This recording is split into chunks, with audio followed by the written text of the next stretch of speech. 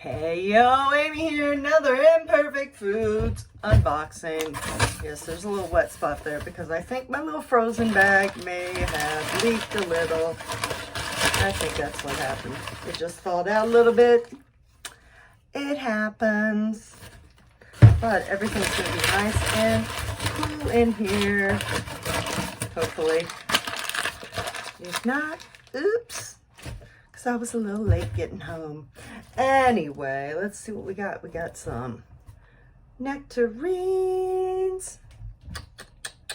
I think there's one more in here. Look at that, nectarines. It's stone fruit season. And we got apples for snacking. Those were great last week during ClickCon. Whoo, pears, another good one. Easy to put in your backpack and nibble on. Got some lemons. Okay, let's see. Ah, yes. My spinach and feta egg bites. And then finally, I got a bag of carrots here. Bunny love. Yay.